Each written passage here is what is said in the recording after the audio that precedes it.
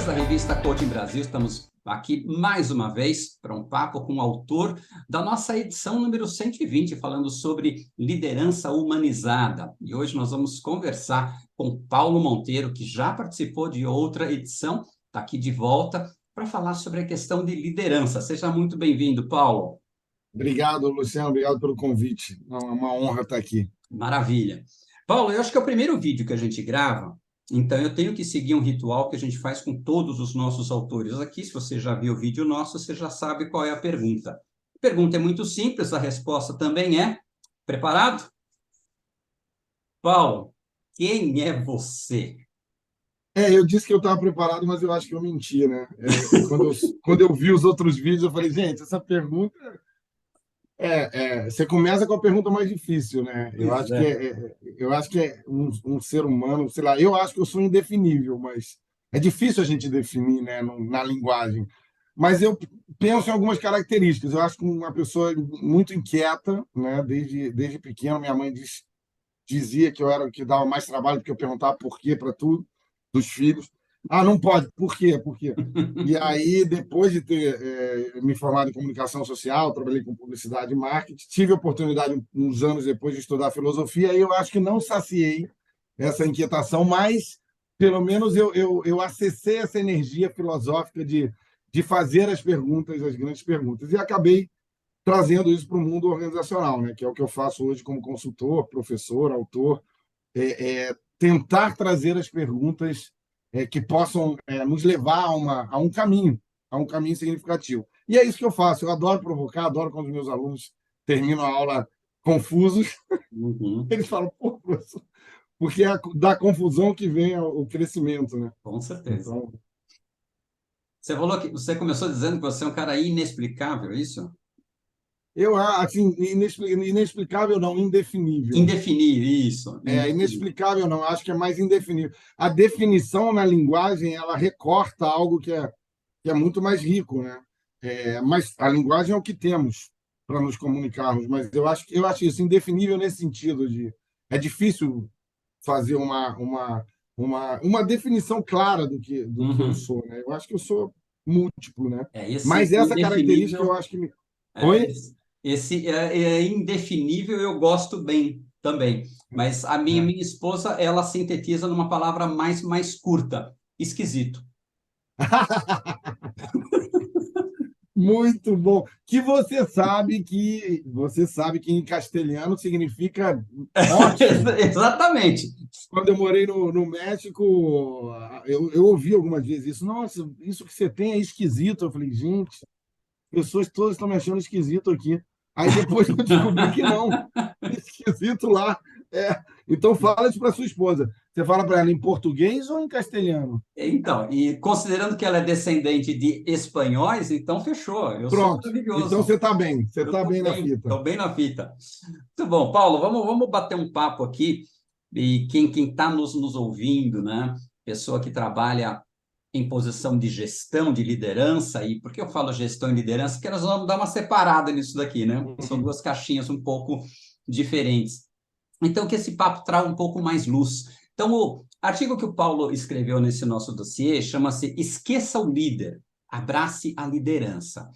E eu queria começar pedindo para você explicar o porquê que você cita o filósofo espanhol Alfonso Lopes Quintas, que ele cunhou o termo, né? Termos talismã, e por que se coloca a liderança como um termo talismã? Vamos Ah, trazer muito boa uma coisa pergunta. nova aí para o É, pessoal. ele é um filósofo que ele quis abordar muito a questão da manipulação através da linguagem. Uhum. Então, ele estudou muito questões, por exemplo, a publicidade, como ela manipula, como ela seduz, usando a linguagem como um canal. E quando ele cunha o termo talismã, ele fala que exatamente esse é um recurso da manipulação. Porque, por exemplo, democracia, outro, Estado de Direito. Se você vê, todos os deputados falam, todo mundo, o fascista vai falar Estado de Direito. Então, quando você quer ficar ambíguo, você lança um termo talismã. No caso da liderança, como todo mundo gostaria de liderar, ela acabou sendo um termo sedutor.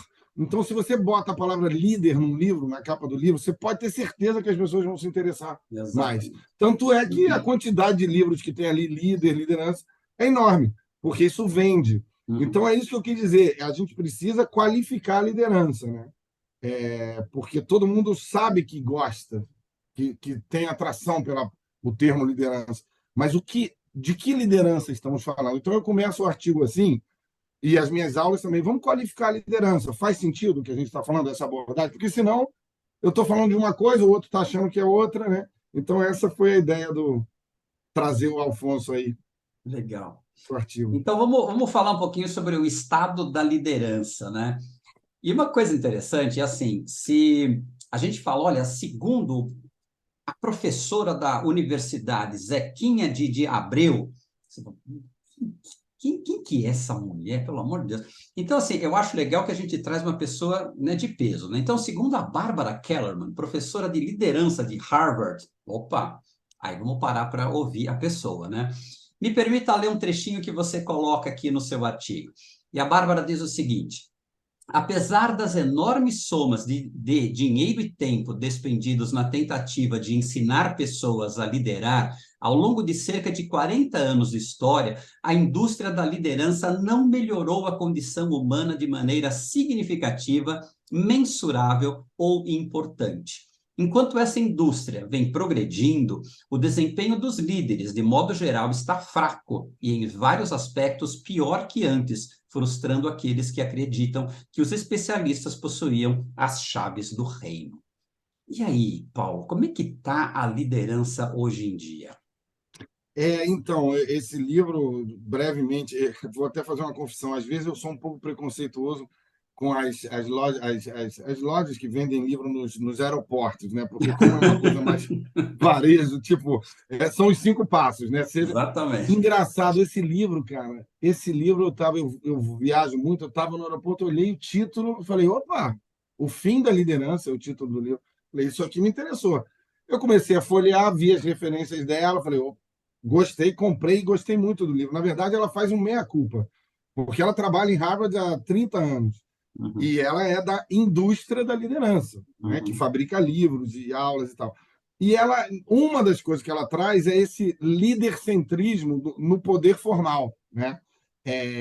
Um dos argumentos que ela traz, quando você centraliza muito na figura de uma autoridade formal como a pessoa que tem as chaves do reino, o que acontece?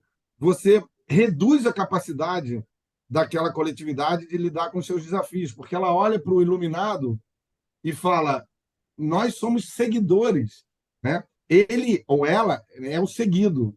Então, nesse momento, você separa uma coisa que não deveria ser separada, que é a capacidade das pessoas e coletividades lidarem com seus próprios desafios. uhum. A minha definição de liderança nas aulas e nos workshops, claro que é uma proposta, né? Não tenho a verdade, não acho que a Bárbara tenha a última palavra, ou quem seja, mas faz sentido o que ela traz. Eu começo assim, na minha visão, liderança é a capacidade de mobilizar indivíduos e coletividades para que lidem com seus próprios desafios. Mobilizar não significa dizer o que as pessoas têm que fazer. Mobilizar é provocar as condições necessárias para que aquela coletividade dê conta dos seus desafios. A nossa tradição de liderança, na indústria da liderança por 50 anos, é diferente. Liderança é uma posição de autoridade formal representada por uma hierarquia, por uma pirâmide, onde a pessoa que está numa posição superior, vou usar as palavras que a gente gosta, diz ou indica o caminho e os outros, de alguma maneira, acatam. Né? Isso foi mudando um pouco com a ideia de um líder mais humano, beleza, ok, mas ainda é pouco para a gente entender liderança. Porque, mesmo ele sendo um líder mais humano, o foco está nele. Uhum. Aí vem o líder perfeito, virtuoso, que, nossa, a vida privada e pública dele é maravilhosa. Também não é real isso. Percebe? Então, esse lidercentrismo de reduzir a liderança ao figura de uma pessoa individual, ela vai contra a liderança. Ela encolhe a capacidade das pessoas e grupos lidarem com seus próprios desafios, porque a resposta está no líder. Ele é o escolhido. E isso também, eu acho, Luciano, eu estava pensando aqui também antes da gente conversar, assim, é fruto de séculos de culturas, arquétipos. Se você pegar a mitologia grega, que eu amo de paixão, né? Mas ela é muito a figura das grandes figuras, os grandes guerreiros, né? Bíblia, Moisés, os grandes escolhidos que toda uma coletividade ia atrás. Quando você pega a cultura greco-romana traduzida para o mundo americano ocidental, né? Nós seguimos muito esse conceito americano. Aí você tem isso, você tem o guerreiro, o macho alfa, né? O escolhido, né? O grande detentor das virtudes que vai, né? Que os outros vão atrás porque ele vai ajudar a resolver os nossos problemas, porque ele é melhor, entendeu? Ele vê melhor que a gente. Então, e aí as pessoas se submetem a essa figura arquetípica do grande líder, que na pirâmide organizacional, muitas vezes a maioria das vezes, é quem detém o cargo Uhum. formal, que é a excelente distinção que você fez, que o John Kotter faz, vários fazem, entre gestão e liderança. Né? E é interessante que essa figura, né, que é tão endeusada, às vezes é até um mito. Isso mesmo. Puxa Eu acho vida. que, na maioria das vezes, né, a gente gosta de trabalhar com narrativas. Por isso que a gente tem tão pouca capacidade. A gente estava conversando antes de começar a gravar, que as coisas estão. A gente olha para o século XXI e fala: meu Deus, né? Como a gente caminhou pouco em termos. Se a gente pegar só organizacionalmente, em termos de culturas, culturas organizacionais conscientes e ricas, nós dois que trabalhamos com educação e com consultoria, a gente vê direto, né? A gente fala: meu Deus, que mentalidade arcaica é essa? Um dos motivos é esse. A Uhum. nossa abordagem são abordagens de mitos, de narrativas. Né? Muitos dos livros falam disso, de coisas idealistas. Quando você vai para a vida real, é diferente. Né? Esse líder, ele é mais um, ali na coletividade, cheio de dúvidas.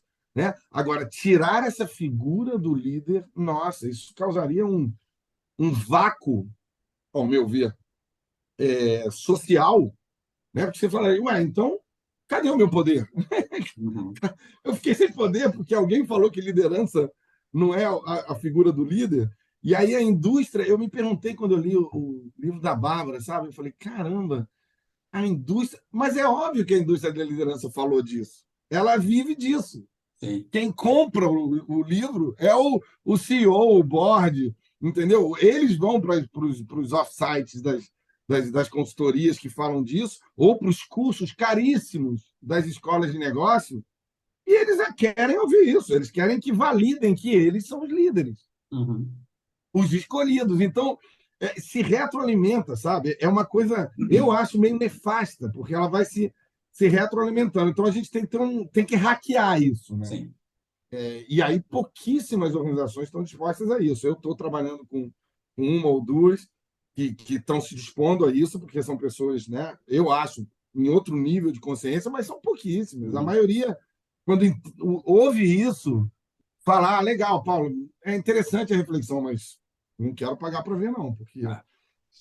É interessante que eu, na década de 90, ainda como executivo numa multinacional, eu fui participar de alguns treinamentos de aspectos sindicais, né? Que estava aquele negócio de greves e coisa e tal, então a gente tinha que ter um treinamento sindical. E aí eles usavam muito a palavra liderança, no sentido de as pessoas dentro da empresa que são influenciadoras, que são líderes, né? E não cargos hierárquicos. Então, é uma nova visão de ver quem é que realmente agrega pessoas em volta dele. Né? Que às vezes o chefe, o mestre na produção, o contramestre, o próprio gerente, ele só tem um cargo, né? Mas tem, se você quiser fazer a coisa acontecer, tem que falar com o Zequinha. Vai falar com o Zequinha que aí a coisa acontece. E eu diria até, concordando com você, exatamente, separando liderança de autoridade formal, você pode ou não exercer liderança com autoridade formal, mas não se confunde com a autoridade formal. Uhum. E vou além do que você está falando. Às vezes são pessoas que detêm, sim, uma capacidade, uma habilidade, né, de influenciar, mas eu vou mais além. Inclusive pessoas que não são carismáticas, não têm carisma, Uhum. mas elas em algum momento têm a capacidade de entender o que está acontecendo, aonde que estão os desafios. E ela, de uma maneira, da forma dela, ela pode ser introvertida, tá? Ela faz uma pergunta, ela faz uma aliança, ela bota na pauta uma coisa que deveria estar na pauta, né? Numa reunião ou em qualquer. Então, isso é muito interessante, né? Porque também tinha um mito de que a pessoa interessante para o ocidental é o extrovertido carismático. Aí Uhum. teve aquele livro que fez um sucesso. Outro dia eu falei com uma amiga sobre isso, O Poder dos Quietos, né? Foi um best-seller. Maravilhoso, porque aí os introvertidos falaram, pô, finalmente alguém falou da gente, né? Porque líder é só né? Aquele discurso maravilhoso. Desculpe, isso aí é uma característica que pode ajudar no exercício da liderança, mas ela não define liderança. Exato. Liderança é isso, é a capacidade de você iluminar certos pontos que precisam ser tratados e você buscar congregar da sua maneira, certo? Com o seu estilo, que essa coletividade olhe para isso e possa tratar disso. Seja isso um planejamento estratégico, né? E isso é exercício de liderança. E o que eu vejo? Eu vejo muita gente com cargo formal e com carisma fazerem tudo menos liderar, porque ele quer se conservar no poder, ele manipula as pessoas. Então, ainda tem essa coisa que é, sabe, desagradável, Luciano. Você vê gente com certas características que parecem que o faz um líder, mas as suas intenções, às vezes, são escusas, são egoístas, mas as pessoas não se dão conta, Uhum. porque a pessoa tem uma boa retórica, né? Porque ela sabe aparentar que ela é, nossa, buscando o bem de todos.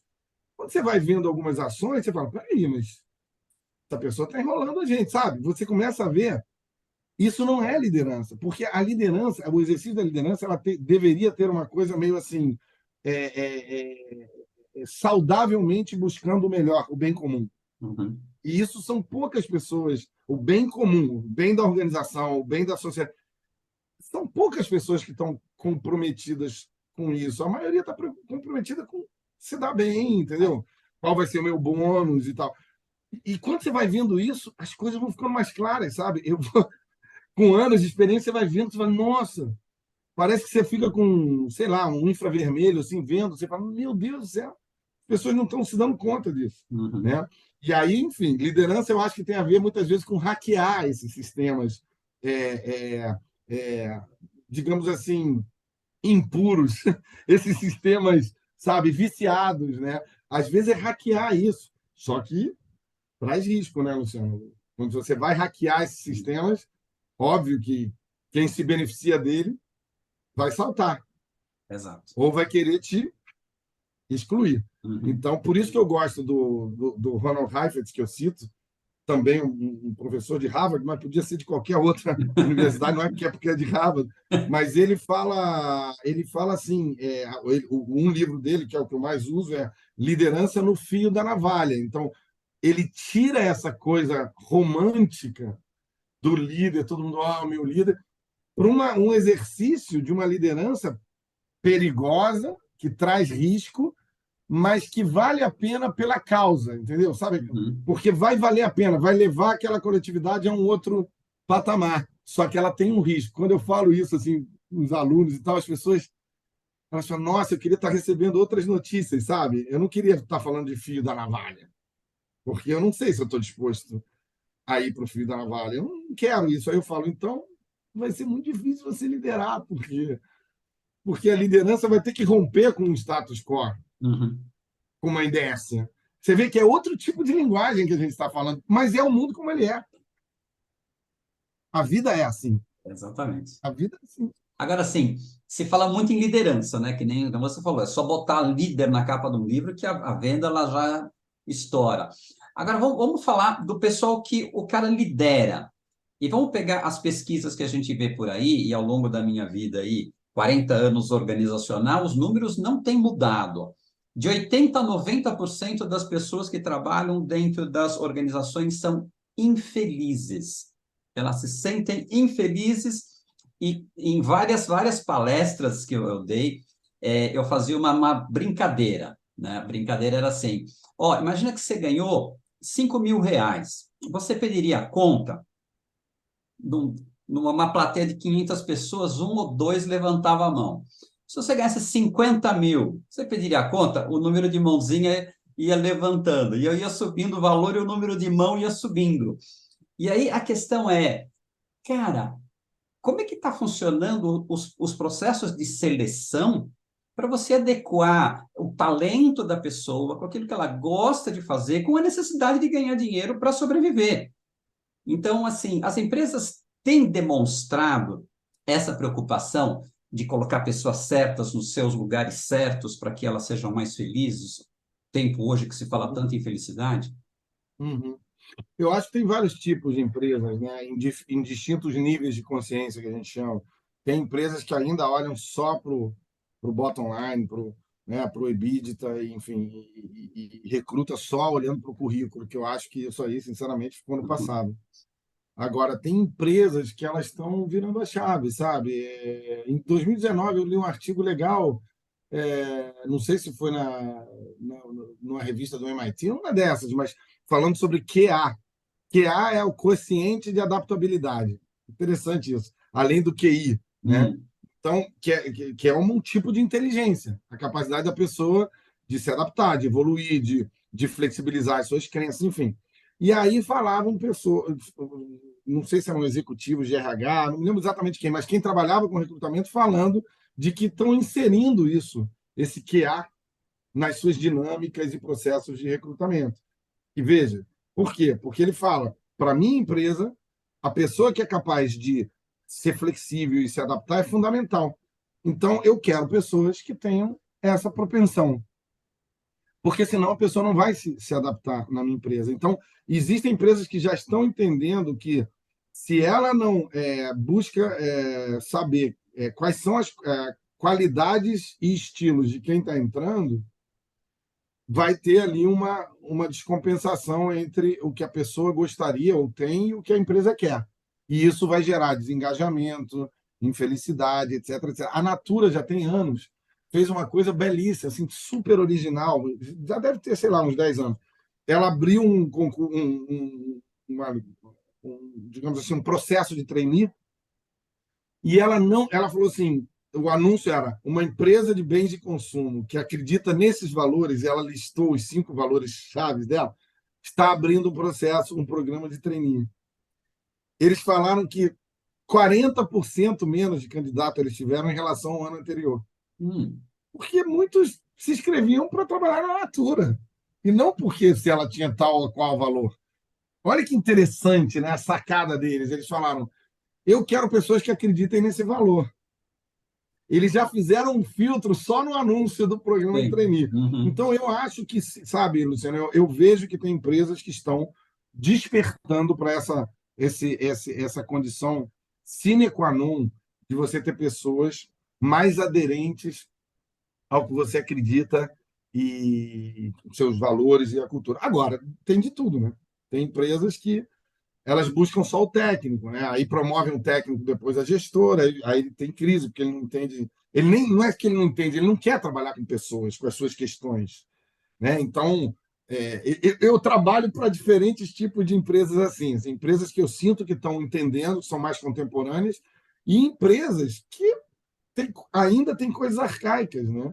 E não estou falando de lucro, não. Se uhum, você for para lucro, às vezes a arcaica lucra muito porque trabalha com commodity ou outras coisas, sei lá, outros fatores que não necessariamente são fatores de maturidade humana, uhum, mas são empresas que dificilmente serão longevas ou serão sustentáveis, porque darão resultados à custa de ética, às vezes, ou à custa de um clima organizacional terrível.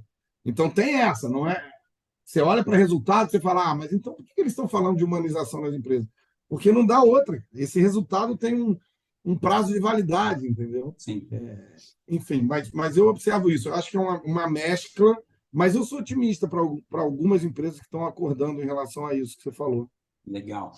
Ó, a gente tem vivido desde a década de 80 para cá, essa glamorização de bilionários que conseguem resultados fantásticos na indústria, mas eles destroem pessoas. Então, apesar deles destruírem pessoas, eles são glamorizados, né? Steve Jobs e por aí vai. Você acha que isso está mudando um pouco?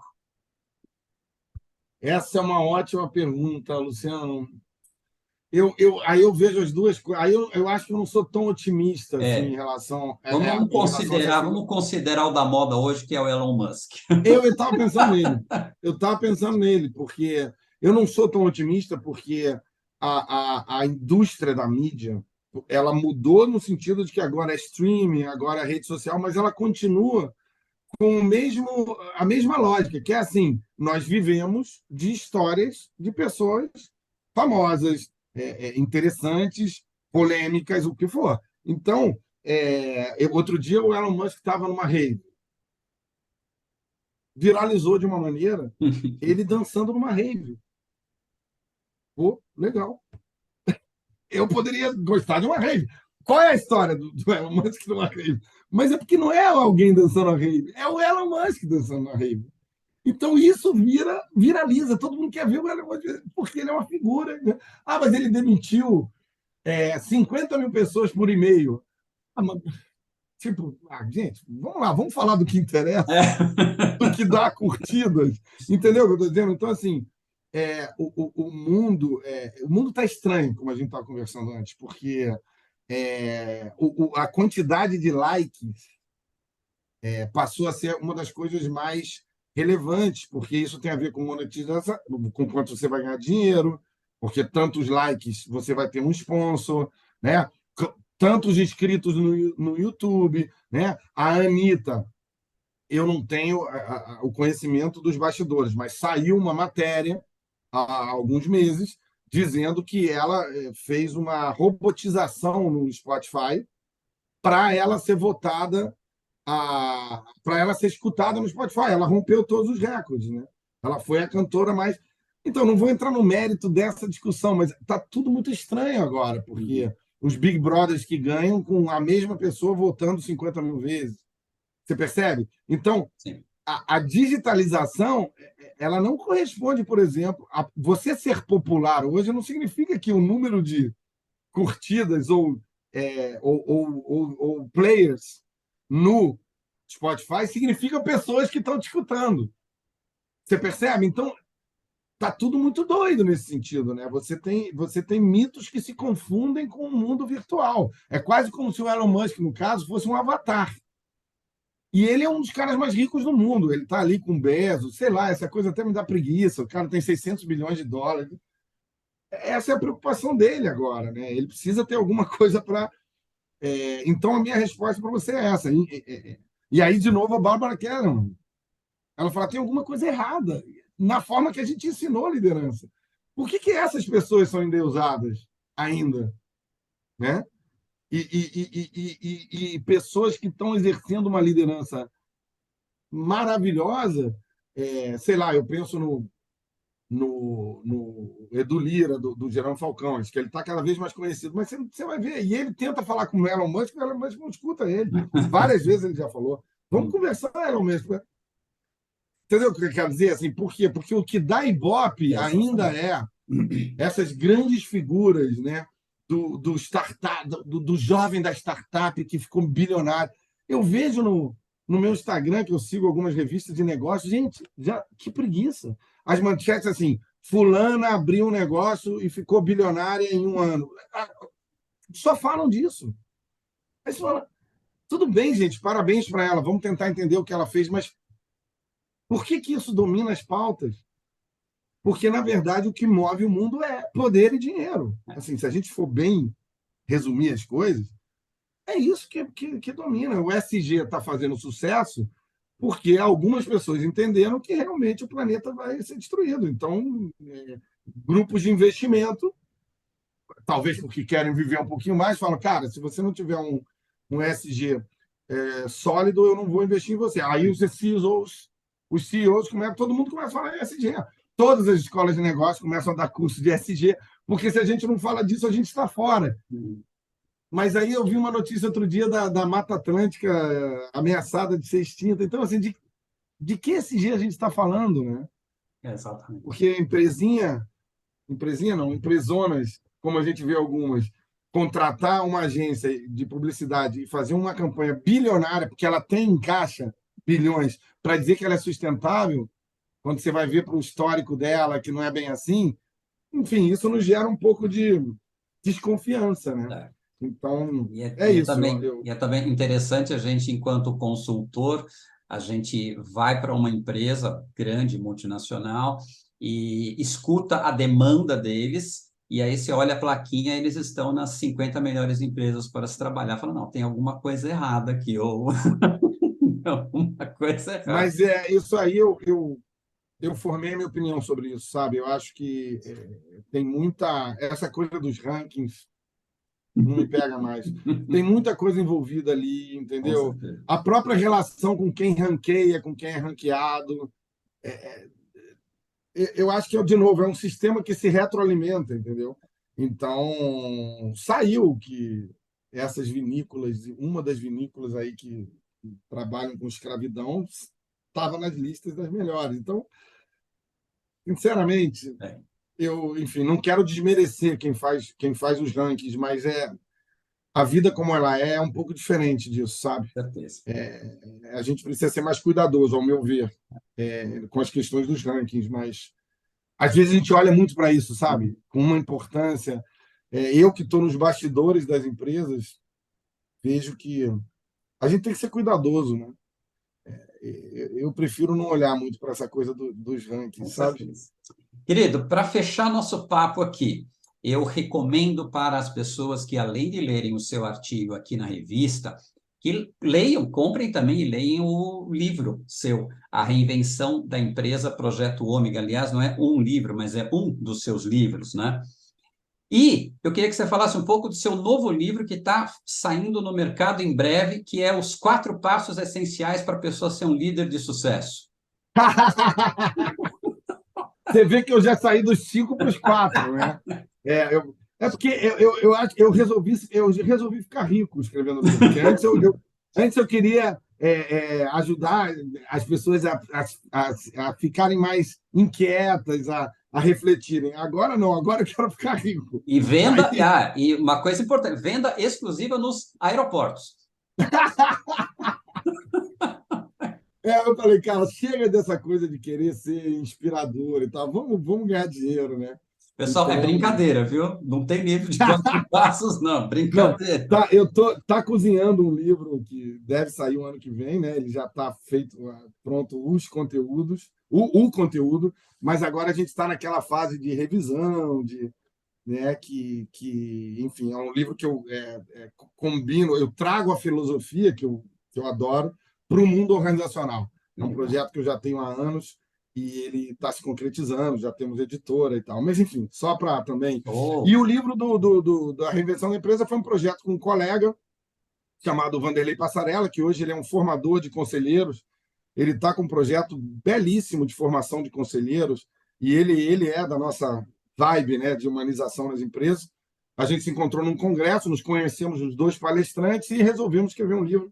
E foi, ainda bem, muito bem recebido por pessoas assim como você que querem mudar um pouco para melhor, né, a realidade das empresas. E foi isso que a gente fez, um livro que também traz filosofia e muita aplicabilidade para o mundo organizacional. A gente fala de estratégia, cultura, liderança, mais à luz de grandes temas e principalmente de um grande pensador chamado Teilhard de Chardin, que foi um otimista, que dizia que em algum momento o mundo vai chegar numa convergência de consciência. Então, ele era um otimista. Eu cheguei para o Vanderlei outro dia e falei, cara, mas podia ser mais rápido isso, né?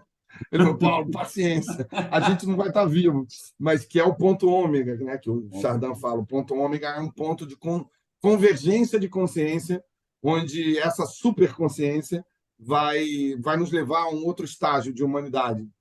É um otimismo interessante. A gente tem que acreditar nisso, né? Então, a gente escreveu o livro um pouco nessa linha. O que seriam organizações que estão mirando a um outro nível, a um outro patamar de consciência? Essa, basicamente, foi a nossa abordagem, né? Maravilha. Cara, para respeitar o seu tempo, te agradeço demais a participação tua no artigo, nesse nosso papo aqui. E espero contar mais vezes aqui com você, Não, com certeza. Um prazer assim, ter sido convidado por você. Um prazer participar dessa seleção, né, de profissionais que participaram dessa edição. Enfim, dá vontade. Eu saio com uma sensação de quero mais, né? Eu acho que é bom encontrar pessoas que estão inquietas com as provocações que o mundo precisa, né? Então, você é um cara que articula, você é um cara que mobiliza essas pessoas, e, enfim, espero ser convidado mais vezes, não só para artigos, mas para a gente fazer esse tipo de bate-papo, enfim, fazer alguns fóruns. Eu acho que você tem esse papel aí, que Maravilha. é parte da tua vocação. Com certeza.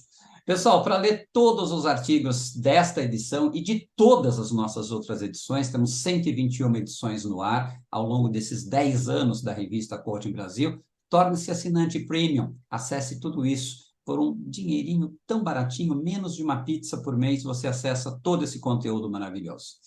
Pessoal, beijo no coração, nos encontramos no próximo vídeo. Paulo, gratidão, meu querido. Até breve. Obrigado, querido. Um abraço.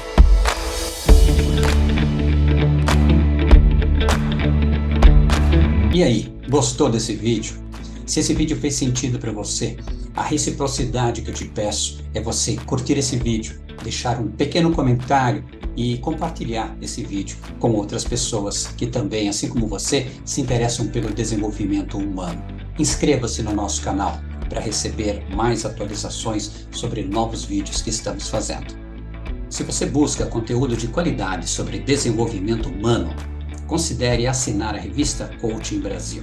Estamos há 10 anos no mercado, 121 edições, muitos temas que vão agregar muito valor à sua carreira, ao seu pensamento, às suas reflexões. Venha conosco. Como assinante premium, você pode acessar todas as nossas edições e você paga apenas R$ 29,90 por mês.